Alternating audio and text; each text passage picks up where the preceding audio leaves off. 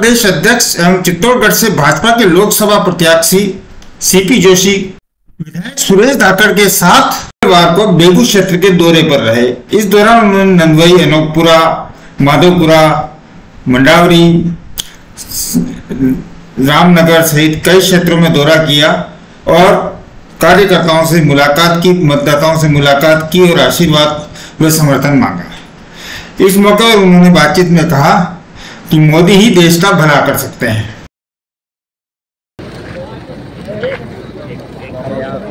भारत माता की जय, भारत माता की जय, नरेंद्र मोदी जिंदाबाद, नरेंद्र मोदी जिंदाबाद, सीपी जोशी जिंदाबाद, सीपी जोशी जिंदाबाद, नरेंद्र मोदी, शौर्या शेख की जय। अभी तो नहीं लगे तो बस मारेगी बोल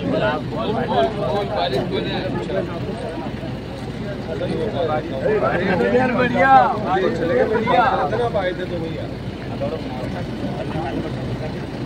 अब की बार मोदी सरकार, मोदी सरकार, अब की बार 400 पार, अब की बार 400 पार, अब की बार 400 पार, अब की बार 400 पार।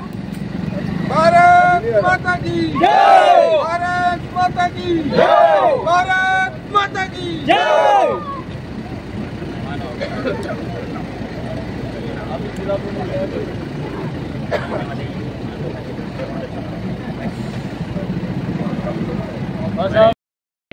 देखिए, नरेंद्र मोदी जी फिर से देश के प्रधानमंत्री बने और जिस प्रकार का गांव ढाणी जाने पर जिस प्रकार का स्टेज समर्थन मिल रहा है वो इस बात का द्योतक है कि पिछले 10 वर्षों में हर क्षेत्र में जो काम हुआ है वो अकल्पनीय है।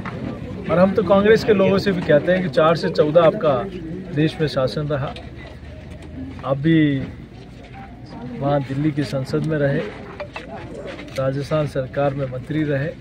अपने हिसाब किताब रखना चाहिए जनता के बीच में कि आपने जनप्रतिनिधि रहते हुए कितना इस क्षेत्र के लिए किया और भारतीय जनता पार्टी के शासन में कितना हुआ, निर्णय जनता करेगी। लेकिन जिस तरह से कांग्रेस के लोग आरोप लगा रहे हैं कि हमारी सरकार के स्टेट में उस समय की योजनाएं थी भाजपा ने बंद कर दी, जैसे ही सत्ता में आए जब पहले जाते थे राशन और उन किट में क्या भ्रष्टाचार हुआ वो पता लगेगा तो शक्ल दिखाना बंद कर देंगे, कौन कौन लोग थे उसके पीछे। लेकिन आज भारतीय जनता पार्टी की सरकार बनने के बाद देखिए, कांग्रेस की सरकार में अंतिम 5 महीनों में कहा कि हम 500 रुपये में सिलेंडर देंगे गैस का, अंतिम 5 महीनों में जब चुनाव सर और भाजपा की सरकार में पहले 30 दिन में कहा कि हम 450 रुपये में गैस का सिलेंडर देंगे, हमारे मैनिफेस्टो में था, वो करके दिखाया। हमने पहले ही पेंशन को बढ़ोतरी करके हमारी जो मैनिफेस्टो में था उसको बढ़ा दिया। एमएसपी में गेहूं के ऊपर जो हमने जो प्रॉमिस किया था वो बढ़ा दिया। इसके अलावा किसान सम्मान निधि में हमने कहा था कि 6,000 मोदी सरकार देगी, 6,000 राजस्थान की सरकार देगी, तो पहले वर्ष में 2,000 रुपये उसमें बढ़ा दिया। हमने कहा डीजल पेट्रोल में उसकी समीक्षा करेंगे, ये नहीं कहा कम करेंगे, लेकिन हमने राजस्थान की सरकार ने, माननीय मुख्यमंत्री जी ने, प्रधानमंत्री जी के नेतृत्व में 3 से 7 रुपये तक पेट्रोल और डीजल के दामों में कमी की। पेपर लीक इनके सरकार में बड़ी मात्रा में हुआ, सारे पेपर लीक हुए और इस सरकार में इतने पेपर आप देखें कि 3.5 वर्षों में जितने भी पेपर हुए एक भी पेपर लीक नहीं हुआ। यही इन्हीं के बनाए हुए लोग थे और जो लोग इनकी सरकार में, सरकार की सरपरस्ती में आराम से देश दुनिया में घूम रहे थे, उनको आज जेल में डालने का काम हो रहा है। एंटी गैंगस्टर टास्क फोर्स वो अपना काम कर रही है। तो सरकार बदली है तो साफ नज़ारा भी बदला है।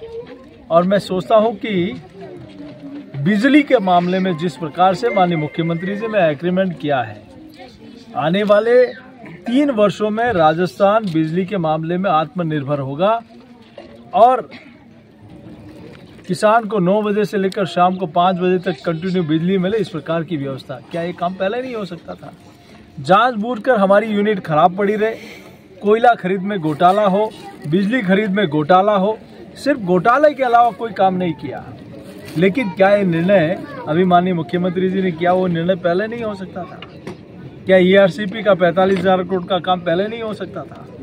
क्या यमुना जल समझौता पहले नहीं हो सकता था? लेकिन कहीं न कहीं प्रदेश की जनता को गुमराह करने का काम किया।